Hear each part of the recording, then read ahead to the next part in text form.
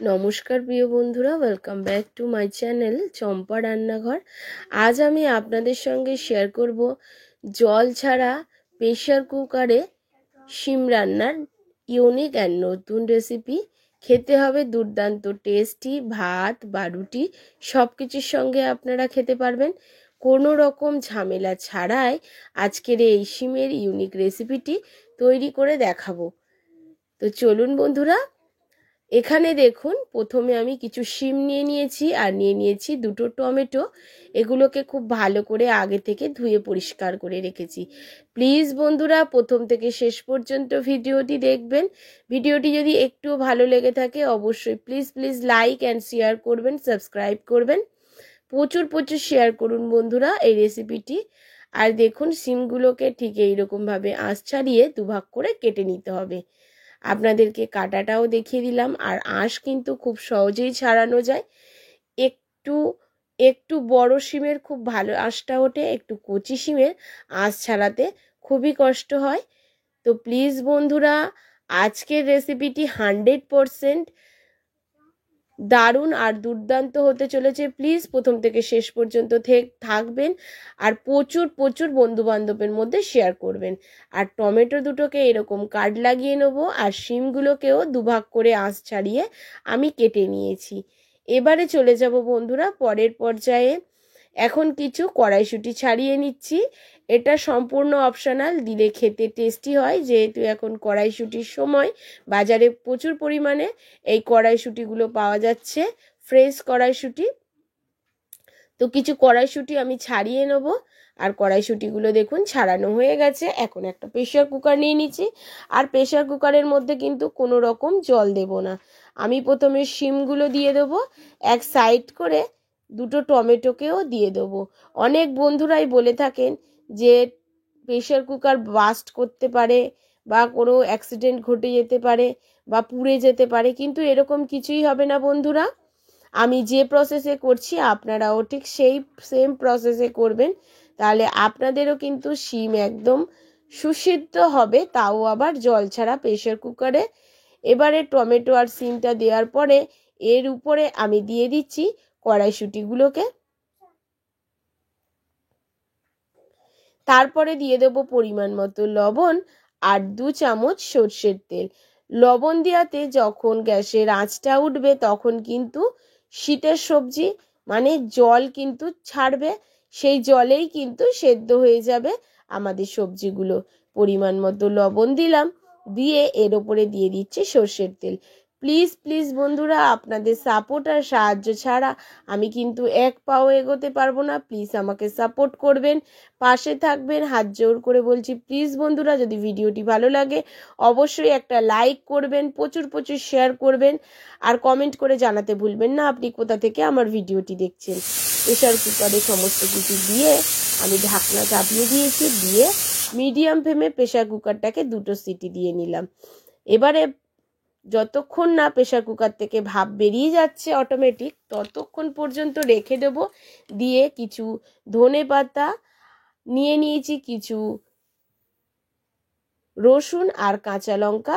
লঙ্কাটা আপনারা আপনাদের ঝালের টেস্ট অনুযায়ী দেবেন। সবকে আমি ভালো করে নোড়ার সাহায্যে থেতো করে নিয়েছি। আর এদিকে দেখুন ভাপটা বেরিয়ে প্রেশার কুকারটা কিন্তু খুলে গেছে। আর দেখুন বন্ধুরা, সব কিছু সুসেদ্ধ হয়ে গেছে। আমি একটা পাত্রে সমস্ত কিছুকে তুলে নিচ্ছি।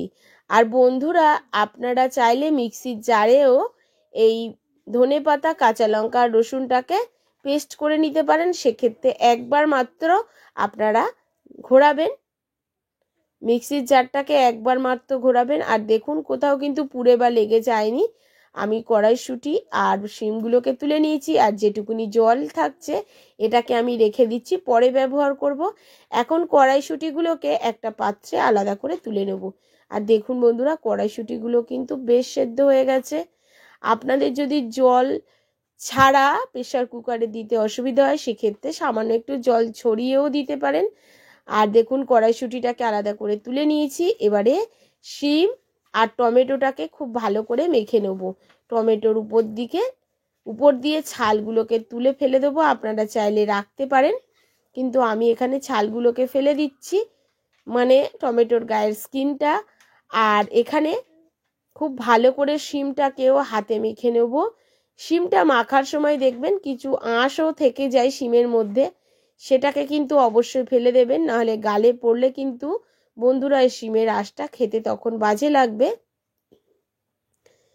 কিছু কিছু দানা আমি একদম কচি কচি দানা, পাকেনি, তো অল্প কিছু দানা আছে, দানাগুলোকে আমি ফেলছি না শিমের মধ্যে থেকে, আপনারা চাইলে ফেলে দিতে পারেন। এখন দেখুন খুব ভালো করে মেখে নেওয়ার পরে একটা কড়া বসিয়ে দিয়েছি, আর কড়ার মধ্যে দিয়ে দিয়েছি 2 চামচ সর্ষের তেল, তার মধ্যে দিয়ে দিয়েছি কালো জিরে আর একটা শুকনো লঙ্কা ফোড়নে। ফোড়ন থেকে যখন একটা সুন্দর গন্ধ বেরোবে তখন একটা গোটা পেঁয়াজকে আমি কুচি করে রেখেছি সেই পেঁয়াজটাকে তেলের মধ্যে দিয়ে হালকা করে একটু ভাজা ভাজা করে নেব। খুব বেশি লালচে করতে যাবেন না বন্ধুরা, হালকা করে ভাজা ভাজা করে দেবেন। এবারে পেঁয়াজটা যাতে একটু নরম হয়ে যায় তার জন্য দিয়ে দেবো পরিমাণ মতো লবণ। মাথায় রাখতে হবে আমি কিন্তু শিম সিদ্ধ করার সময় লবণ ব্যবহার করেছিলাম, তাও আবার যথেষ্ট পরিমাণে, সেক্ষেত্রে লবণটা একটু বুঝে শুনে এখানে অ্যাড করবেন। এবারে একটু নাড়াচাড়া করে নেওয়ার পরে ধনেপাতা, রসুন আর কাঁচা লঙ্কার যে পেস্টটা সেটাও দিয়ে দেবো। আর এর মধ্যে একটু পেঁয়াজের মধ্যে একটু হলুদ দিয়ে নাড়াচাড়া করে নিচ্ছি যাতে একটা সুন্দর কালার আসে। তেলের মধ্যে হলুদটা দিয়ে নাড়াচাড়া করলে খুব সুন্দর একটা কালার আসবে। এবার থেতো করা রসুন, ধনেপাতা আর কাঁচা লঙ্কাটাকে দিয়ে দিলাম। আমি এখানে কাঁচা পাকা লঙ্কা মিশিয়ে নিয়েছিলাম বন্ধুরা, আপনারা চাইলে পুরোপুরি কাঁচা লঙ্কাও ব্যবহার করতে পারেন, কারণ আমার একটা লঙ্কা দেখলাম পেকে গেছে, সেই জন্য আমি এর মধ্যে ব্যবহার করলাম।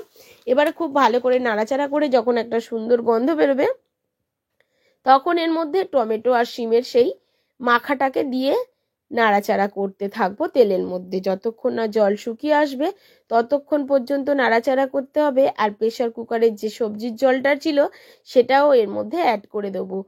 প্লিজ বন্ধুরা, আমি কিন্তু 100% বলতে পারি আমার আজকের রেসিপি রুটি দিয়ে বা গরম গরম ভাতে খেতে কিন্তু অসাধারণ লাগবে।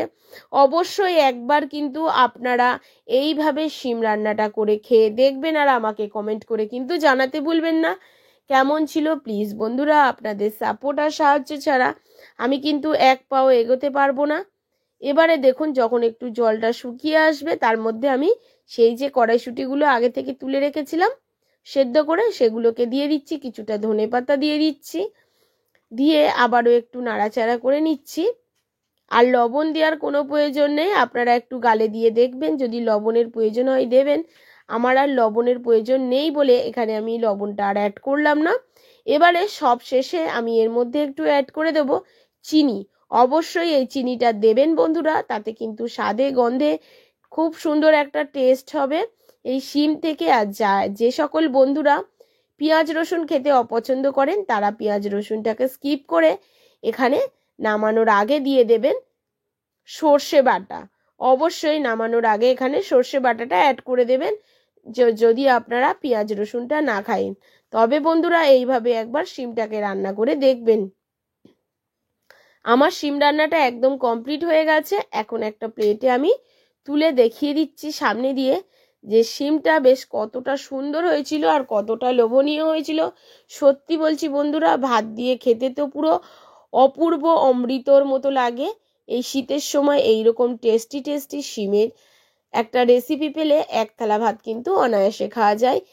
আজকের রেসিপি আপনাদের কেমন লাগলো অবশ্যই কমেন্ট করে জানাবেন। প্লিজ প্লিজ আমাকে সাপোর্ট করবেন আর পাশে থাকবেন। নমস্কার বন্ধুরা, সুস্থ থাকবেন আর ভালো